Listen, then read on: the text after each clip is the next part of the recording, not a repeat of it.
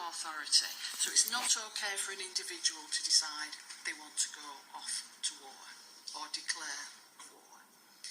The fourth one, reasonable prospect of success, is something that's added much later, so it's out of the medieval context.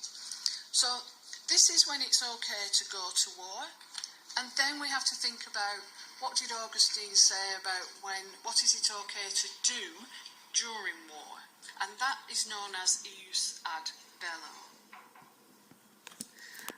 So it lays out how participants should act during war.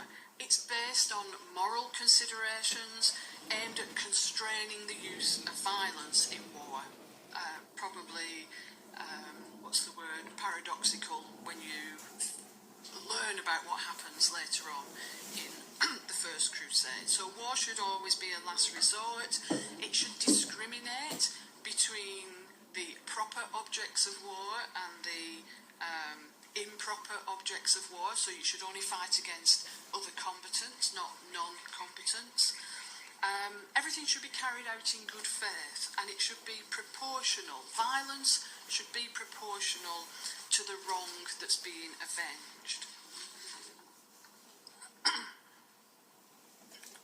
Later on in the medieval period, people are still deliberating on what it's okay to do during war and when people should be allowed to go to fight.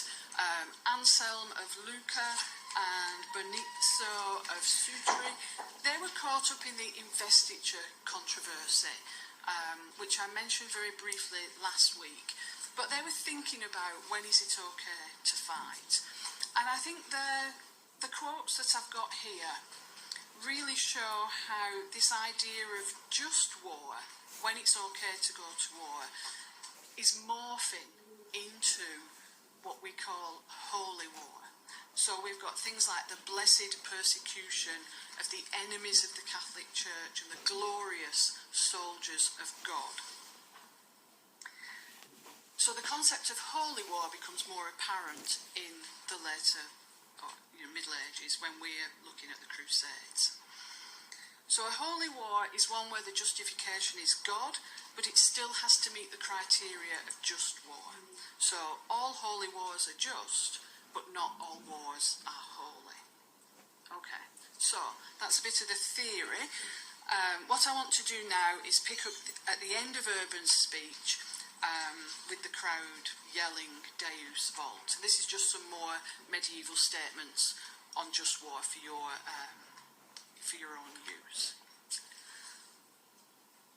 So historians love to divide historical events up into phases. The First Crusade is no different. It's been divided basically into three sections. So the first one is what happens in Western Europe and the journey to Nicaea, which is